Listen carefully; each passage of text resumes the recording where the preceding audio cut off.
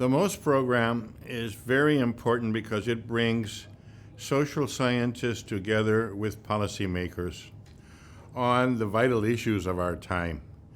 This conference, for example, is on inequality, which was also the major theme at last year's MOST meeting in Quito, Ecuador, in our region.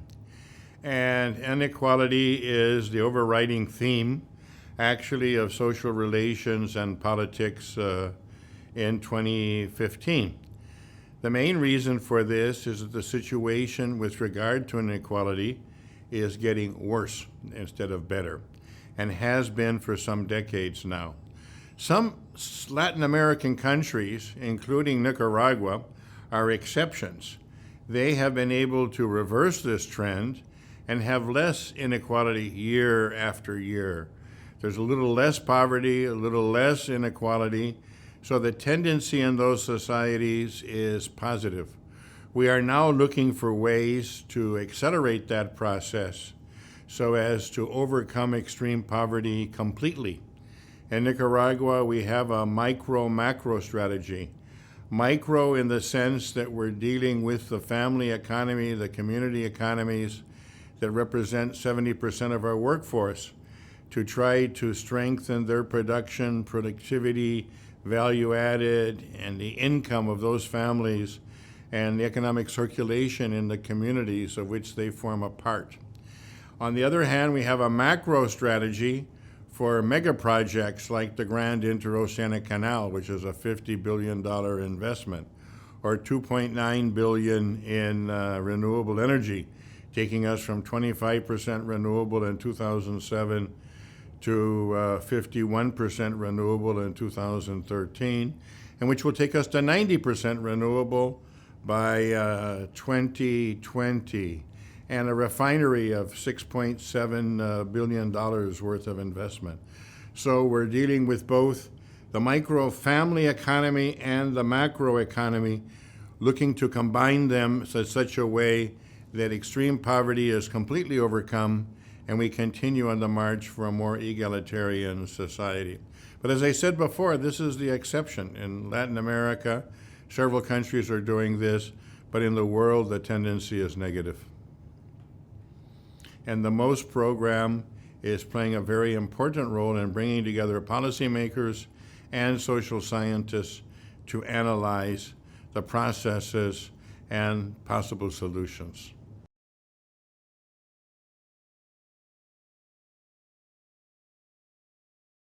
We have two programs in Nicaragua of capitalization of poor women. One is called Hambre Cero, zero hunger. The other is called Usura Cero, zero usury.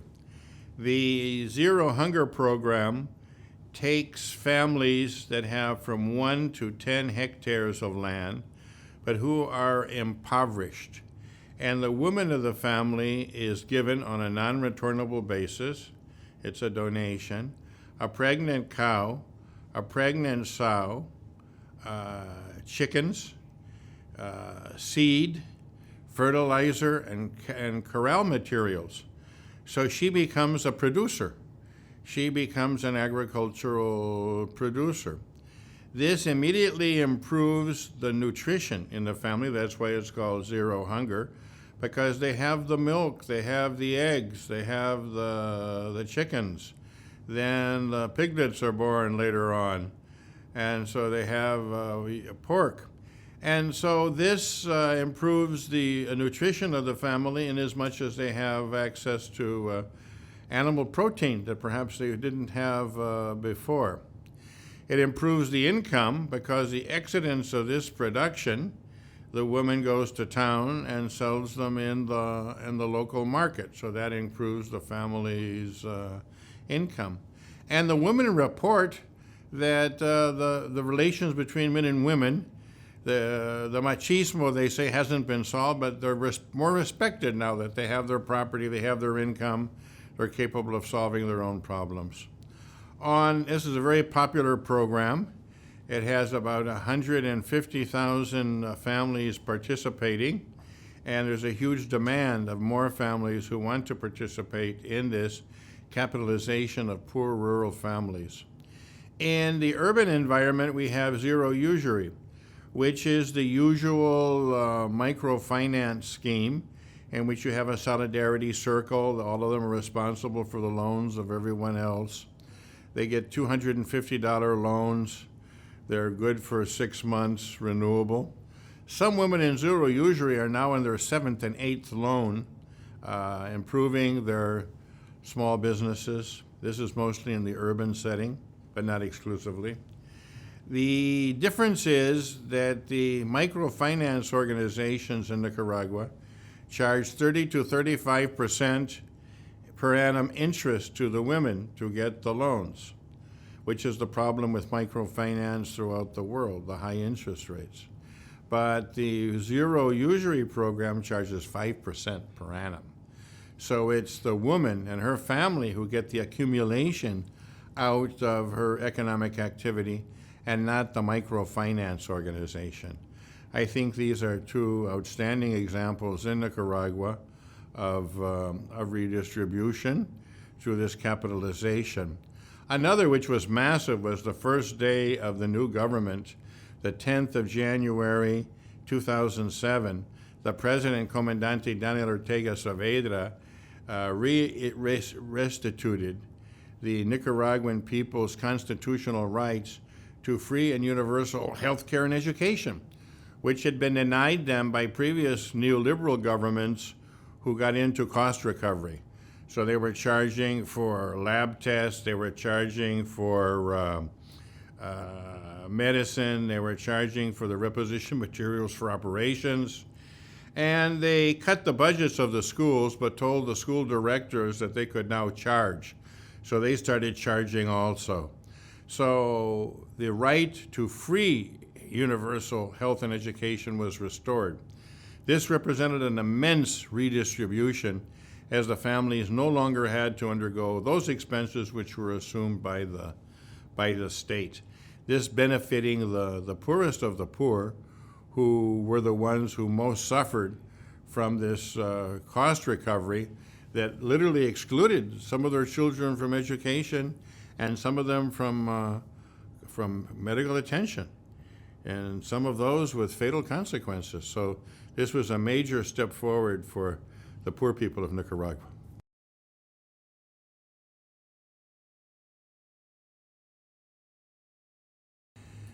Nicaragua has gone from 25% renewable energy in 2007 to 51% renewable energy in 2013, and we plan to hit 90% renewable energy by 2020 on the basis of our contracted investment portfolio.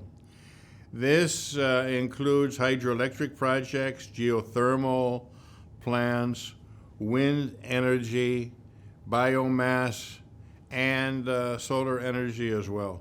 So it's a very nice mix. At the end, we intend to keep 10% in gas to regulate the renewables. We've been able to do this with $2.9 billion in foreign direct investment. On the adaptation and loss and damage side, there's some things that can be done with foreign direct investment too in the reforestation area. But the taking care of the internally displaced people due to climate change or due to geological phenomenon like earthquakes has left us at a loss of international support. And so a 1,000 household unit called Via Dignidad was constructed with national funds to attend these internally displaced people who are refugees from areas where there's chronic flooding. And then there was earthquakes year before last, in which another 1,200 unit human settlement had to be created to replace the homes of the people who have suffered those damages. There's no international mechanism for loss and damage, either on the climate change side or on the geological type of disaster side either. The countries, even the second poorest country in Latin America and the Caribbean, which is Nicaragua, have to fend for themselves with regard to that. And there'll be enormous needs for adaptation to climate change, changes in the agricultural patterns of what crops can be planted, or when crops should be planted and where. This will lead to a major need to readjust.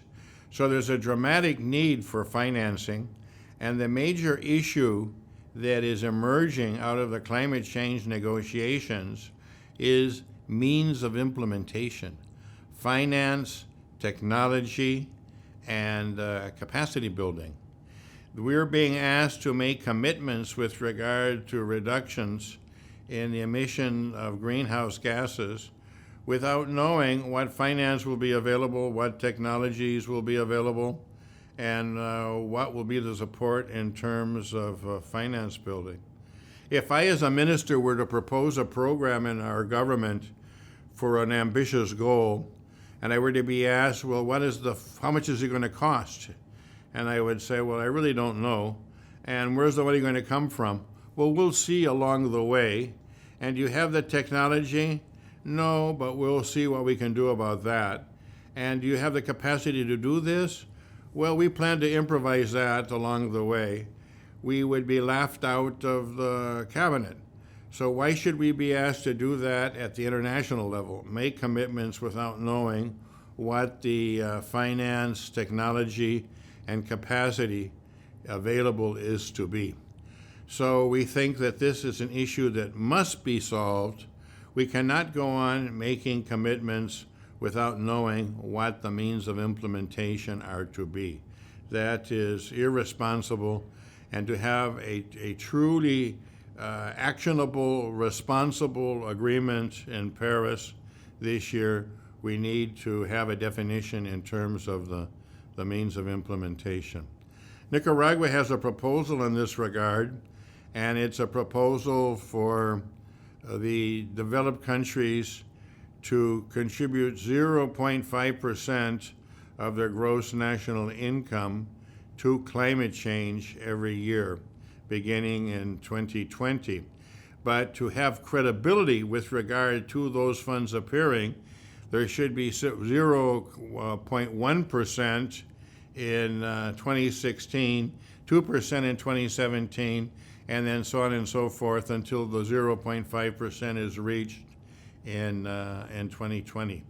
We think that this would be a good start and would reestablish the credibility of the developed countries with regard to financing of climate change. Quite unfortunately, we're now living a lost decade in which there hasn't been climate finance or climate action. And this is at the very worst time, because the parts per million of greenhouse gases is accelerating given this vacuum that we've had since 2009. We don't think this should be allowed to continue. That's why we advocate financing beginning in 2016 so that more vigorous actions can be undertaken with regard to mitigation, adaptation, and losses and damages.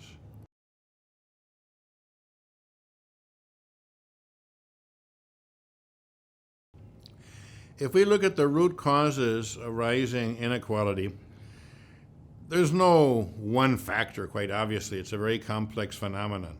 But there are some roots that are very clear. One is that in 1970, the developed countries agreed by consensus in the United Nations resolution in October of 1970 to dedicate 0.7% of their gross national income to developing countries. Last year, the compliance with that was 0.27% rather than 0.7%. That generated $135 billion.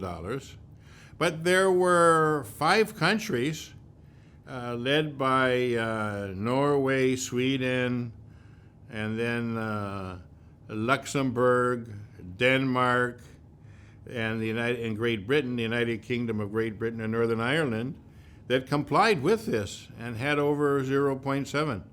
Norway and Sweden were even over 1%. And then the Netherlands was 0.67, very close. And in other years, they'd been on target, showing that it can be done. Even the United Kingdom, with austerity policies, complied with the 0.7% for developing countries. That 1970 resolution went into full effect in 1975. If we look at the compliance and incompliance since 1975, that means that the developed countries have not transferred, as per their signed commitment to the developing countries, $4.2 trillion. $4.2 trillion. This quite obviously has affected their development, quite obviously affected the struggle to reduce poverty, and quite obviously has contributed to increasing inequality between countries, because the developed countries have kept $4.2 trillion that should have been distributed to the developing countries. That's one route. A second route is the transit from liberalism to neoliberalism. An important moment in that transit was the first tequilazo, the first foreign debt crisis in Mexico. At that time, the Foreign Reserve Bank met under the chairmanship of Paul Volcker, who was the chairman of the Federal Reserve, and the New York Federal Reserve, which deals with external issues, met and decided that that wasn't going to be a New York banking crisis. It wasn't going to be a crisis of the creditors. It was going to be a crisis of the debtors. And there was a big shift, because before, in liberalism, it was the creditors who took the hit when there were bad loans. The creditors used to take the hit because they had made bad loans. But from this point on of the tequilazo, it was decided that the debtors should take the hit. If the debtors had overborrowed, then they were responsible for paying the cost of this. So the creditor would be protected and get their money back. And what happened then was the World Bank and the Inter-American Development Bank and the other multilateral banks put it upon themselves to have their programs in Latin America directed towards the repayment of the foreign debt as the number one value of humanity above everything else. So education budgets were slashed, health budgets were slashed, the foreign investments were only supported if they would produce foreign exchange so as to be able to pay back the debt. So this has produced what in Latin America is known as the lost decade. The lost decade of the 1980s, which was dedicated to this repayment of debt. These principles became enshrined in the Washington Consensus, which led to privatization, deregulation, and a rollback on all of the types of programs that represent redistribution. And if you don't redistribute from the state, inequality grows because the markets accumulate, the markets concentrate, and the role of the state is to redistribute that. That's why there was antitrust laws, progressive income tax laws. That's why there was Glass-Steagall in 1934 to keep the financial services sector separate, all the different components, so there wouldn't be an overconcentration. All of this began to be ignored with the Washington Consensus. This was weakened, and you get the 2007-2008 financial crisis, where these policies continue as austerity policies, in which if the debtors can't pay, then their whole country should pay. So you have the Greek workers and the Greek retired people paying the debt that they didn't assume, but that others in their government or in their private sector and their banks assumed. But they are the ones who are supposed to repay under this neoliberal idea that it's the debtors who should repay for bad loans, and if the debtor can't do it, then the entire country of the debtor. What does this produce? Quite obviously inequality, as people's situation, economic situation, deteriorates further and further with these austerity measures. So these are the types of huge issues that we confront in terms of international tendencies when we're talking about reverting increasing inequality in the world today.